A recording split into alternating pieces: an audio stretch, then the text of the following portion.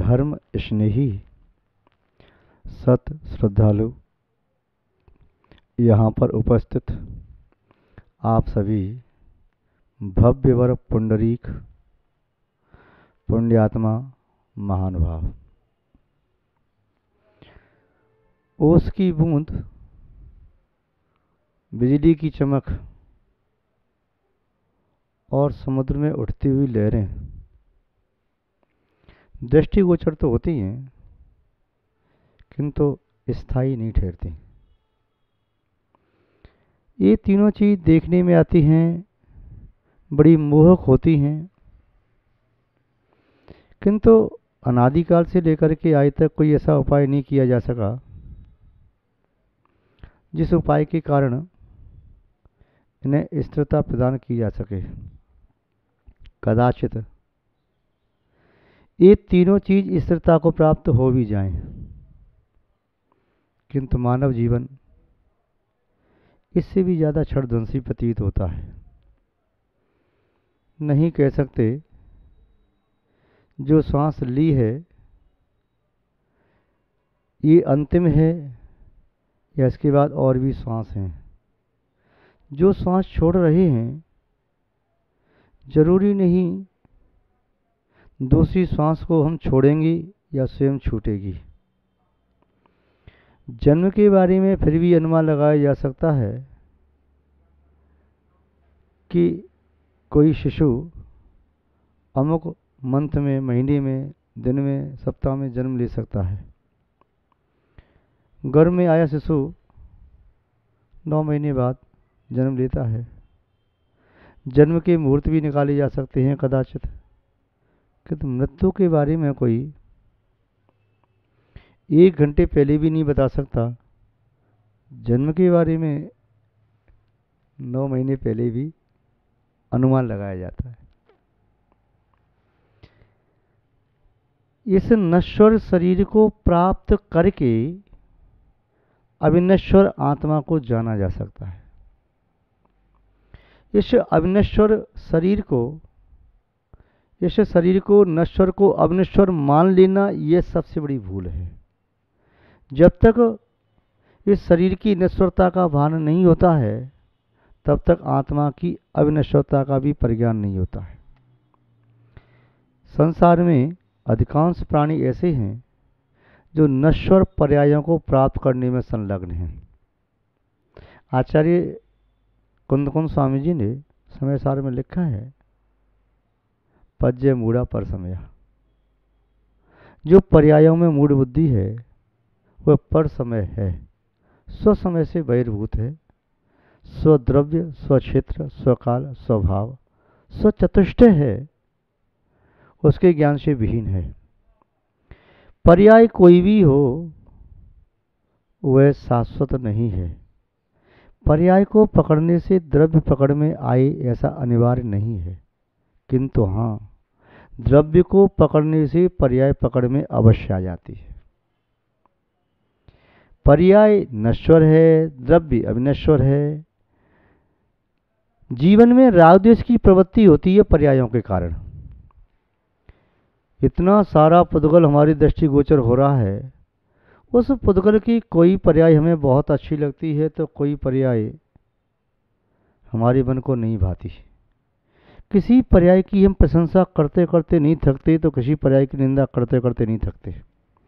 किसी पर्याय से इतना राग हो जाता है कि लगता है इस पर्याय को छोड़ देंगे तो हम जी न सकेंगे, तो किसी पर्याय से ऐसा द्वेष हो जाता है ये पर्याय यदि हमारे पास में रहेगी तो हम जी न सकेंगे। पर्याय के प्रति राग, पर्याय के प्रति द्वेष। चेतना दिखाई नहीं देती, किंतु चेतना जब तक अशुद्ध रहती है तब तक पुद्गल का सहारा लेकर के नूतन नूतन पर्यायों को प्राप्त करती रहती है। वे नूतन नूतन पर्याय कभी चित्त को लुभाती हैं, कभी द्वेष पैदा कराती हैं, कभी मोहित करती हैं। इसी के कारण ये आत्मा संसार में परिभ्रमण करती रहती है। यदि इस पुद्गल द्रव्य को पुद्गल मान लिया जाए, एक दिन के लिए भी पुद्गल मान करके व्यवहार किया जाए तो संभव है दूसरे दिन पुद्गल में आसक्ति उतनी न रहेगी। संभव है पुद्गल के प्रति द्वेष भी न रहेगा। संभव है पुद्गल के प्रति इतनी मोहकता भी न बढ़ेगी। अभी हमने पुद्गल के अनेक नाम रखे हैं। ये नाम हमारे राग द्वेष के प्रतीक हैं।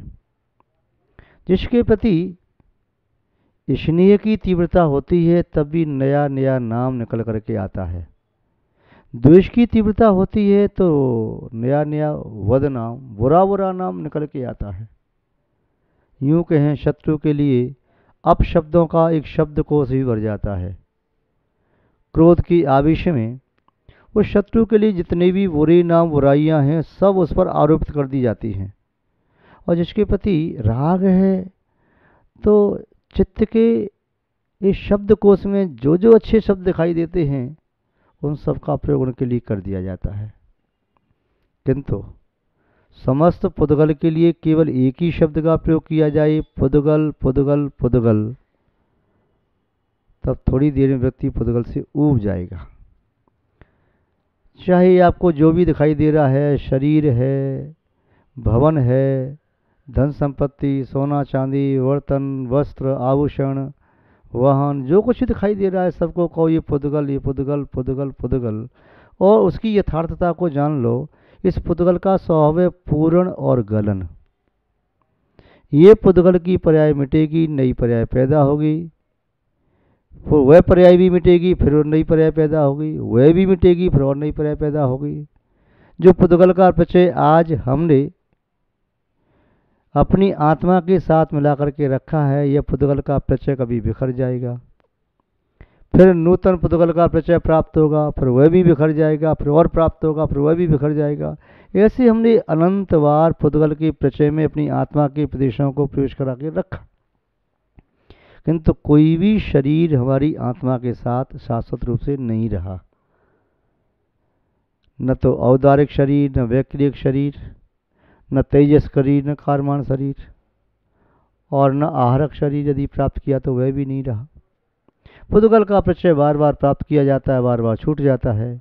उस पुद्गल में हमारी बुद्धि आत्मबुद्धि हो जाती है, इसलिए पुद्गल के प्रति बहुत गहरा मोह हो जाता है, बड़ा राग हो जाता है। और प्राय करके यूं कहें जीवन के जितने क्षण होते हैं उनमें से अधिकांश क्षण उस पुद्गल के सजाने में और जो अच्छा नहीं लगता उसके हटाने में ही निकल जाता है। ये हमें नहीं चाहिए, ये पर्याय नहीं चाहिए, ये चाहिए, और चाहिए नहीं चाहिए, पर्याय नहीं चाहिए, तुम्हारे न चाहने से वह मिटेगी नहीं, चाहने से प्राप्त होगी नहीं, किंतु तुम्हारा जो समय है, जीवन है, वह बर्बाद हो रहा है केवल इसी कार्य में। उस पुद्गल की अपनी नियति अलग है, आत्मा की नियति अलग है। पुद्गल का जो शुद्ध स्वभाव है उसे वह कभी छोड़ नहीं सकता। चेतना का जो शुद्ध स्वभाव है चेतना उसे छोड़ नहीं सकती। पुद्गल में भी वैभाविक परिणमन होता है, चेतना में भी वैभाविक परिणमन होता है। दोनों के वैभाविक परिणमन के संयोग से, संबंध से जो जो नूतन पर्याय प्राप्त होती चली जाती हैं, वो पर्याय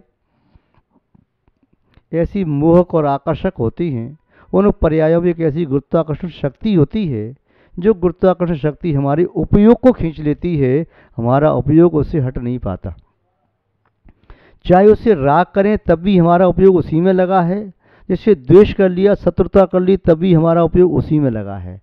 राग किया है तो उसके पोषण में उपयोग लगा है, इसका संरक्षण कैसे करूं, संवर्धन कैसे करूं, सुरक्षा कैसे करूं, कहाँ रखूं, कैसे प्राप्त करूं, या वह प्राप्त कैसे हो, कैसे मिले, कैसे मिले, मिल गया तो कैसे भोगूं, कैसे सेवन करूं, सुरक्षित कैसे रहे, भविष्य में छूटे नहीं, वियोग न हो, तो उसके प्रति। और जो मिलकर के छूट गया तो उसके प्रति भी वही चल रहा है उपयोग, वो ऐसा था, ऐसा था, ऐसा था, ऐसा था। और जैसे नहीं चाहते हैं तो उसके प्रति उपयोग ये नहीं मिले, नहीं मिले, नहीं मिले, मिल गया तो कैसे हटे, कैसे हटे, कैसे हटे, उपयोग बस उसमें ही लगा है पुद्गल के प्रति। आचार्य भगवान पूज्यपाद स्वामी जी ने लिखा है समाधि तंत्र में कि संसार का मूल केवल एक ही है, देह को आत्मा मान लेना। पुद्गल में चेतन तत्व की धारणा बना लेना, यही संसार का मूल है। जिस क्षण व्यक्ति की ये धारणा टूट जाती है कि पुद्गल पुद्गल है, जीव जीव है। जीव कभी पुद्गल नहीं हो सकता, जीव कभी पुद्गल नहीं था, जीव कभी पुद्गल हो नहीं सकेगा, पुद्गल कभी जीव न था, पुद्गल कभी जीव न हो सकता है, और पुद्गल कभी जीव न हो सकेगा। ये धारणा बनते ही इस संसारी प्राणी का संसार अल्प रह जाता है। अधिक से अधिक अर्ध पुद्गल परावर्तन काल तक एक बार धारणा बनी, अंतर्मूर्त के लिए धारणा बनी, तब भी अनंत काल तक संसार में परिणत नहीं करेगा। और यदि उस धारणा के संस्कार पड़ गए तब तो वह अत्यल्प काल में आसन भवि बन करके मुक्ति को प्राप्त करने में समर्थ हो जाएगा।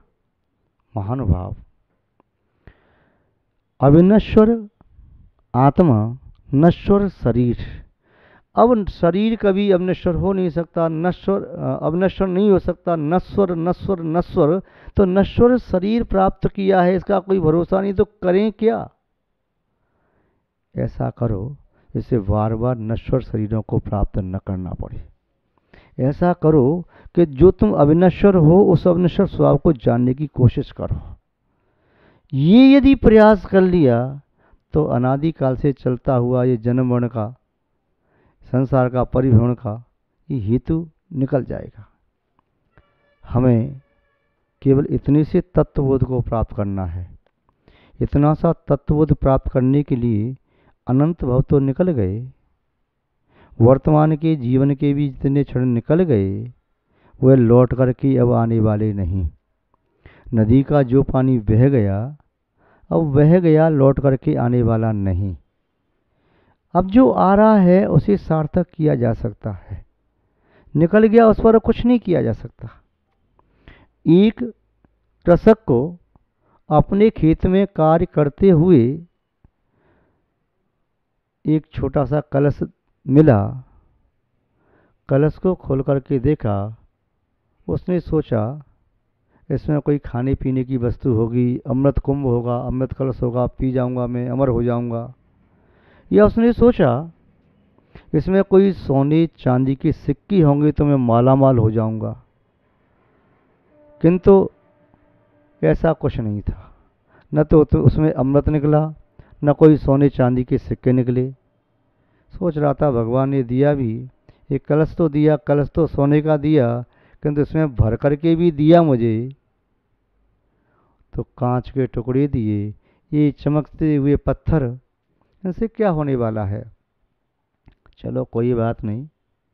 कलश भी सोने का था, उसे पहचान में नहीं आ रहा था। कई वर्षों से मिट्टी में दबा हुआ कलश, उसमें मिट्टी की परतें जमी थी। सोचता है इसको बाद में जो आवश्यकता पड़ेगी तो साफ करके पानी भरने के काम आ जाएगा। वह खेत पर ही रहता था, उसकी फसल खड़ी थी, वह घर नहीं जाता था, उसकी पत्नी नित्य भोजन लेके आती थी।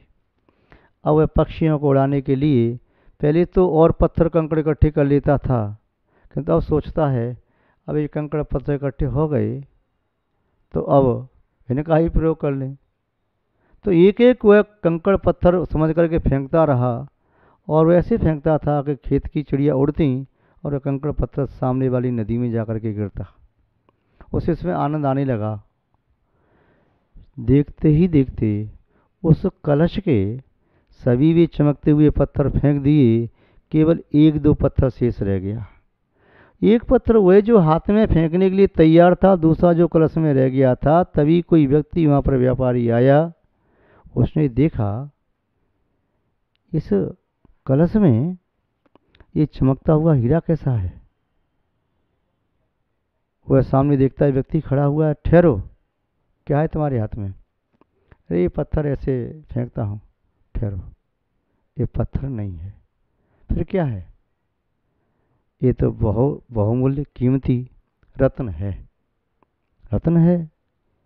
बेचारा पत्थर हाथ में कलश में रह गया, सिर पकड़ के रोने लगा।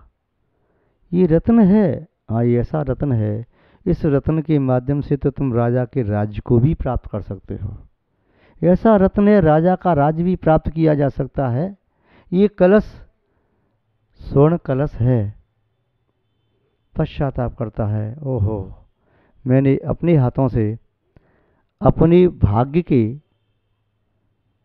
पृष्ठों को जला दिया। अपने हाथों से अपने भाग्य को दुर्भाग्य में बदल दिया। अपने ही आप मैंने अपने पुण्य को पाप में बदल दिया। अपने आप से मैंने जो आत्मा के वैभव को प्राप्त न करके पुद्गल के वैभव को प्राप्त करने में लग गया, या यूं कहें कि मैंने स्वयं आई हुई निधि को ठोकर मार करके छोड़ दिया। महान भाव, वह कृषक तो फिर भी व्यापारी के समझाने से समझ गया और उसने हाथ का पत्थर व्यापारी को दिया। कहा कि तुमने मुझे ये बोध दिया है कि हीरा है, इतनी कीमती है, इसका मूल्य मैं तुम्हें चुकाता हूँ, तू मेरा ऐसे गुरु है। और ये मेरे पास जो कलश और रत्न है, इसकी कीमत क्या है? उसने कहा इसकी कीमत राजा के राजमहल से बढ़कर के है। इसके माध्यम से जो वैभव प्राप्त करना चाहो, एक राजा की तरह से अपने गांव में आप रह सकते हो। जीवन का सार इसी में है कि हम अपनी सांसों को सार्थक करें। वह सार्थक करने का उपाय भी यही है कि हम अपनी हकीकत को जान लें कि मैं शरीर नहीं हूँ, मैं आत्मा हूँ, चैतन्य में आत्मा हूँ, वह स्वानुभव गम्य हूँ और अपनी आत्मा के उपयोग को आत्मा में लगाना है। अनादिकाल से पुद्गल में लगाता आया, उससे मुझे कुछ भी नहीं मिला, किंतु अब मैं आत्मा के वैभव को प्राप्त करके रहूँगा। गुरुदेव यदि समझाते हैं कि तुम्हारा यह जीवन एक एक श्वास रत्न की तरह से है, अंतिम श्वास में भी यदि समत्व का भाव जागृत हो गया, अंतिम श्वास में भी रत्नत्रय की प्राप्ति हो गई, अंतिम श्वास में भी आत्मा को आत्मा में लीन कर दिया, तभी तुम्हारा यह पूरा मनुष्य सार्थक हो सकता है। जैसे किसी व्यक्ति के हाथ से रस्सी बाल्टी पूरी कुएं में चली गई, अंतिम छोर रह गया है, अंतिम छोर भी पकड़ में आ जाए तभी पूरी रस्सी बाल्टी खींची जा सकती है। इसी तरह से हम अपने जीवन को सफल और सार्थक करने की कोशिश करें। आपके जीवन के जितने क्षण भी बाकी रह गए हैं, मैं आपसे इतना ही कहना चाहता हूँ, उन क्षणों को सफल और सार्थक करने का सम्यक पुरुषार्थ करो। यही इस मानव जीवन का सही मूल्यांकन करना होगा। आप सबका मंगल हो, आप सबका शुभ हो, आप सबका कल्याण हो। इन्हीं सद्भावनाओं के साथ हम यहाँ पर अपनी शब्द श्रृंखला को विराम देते हैं।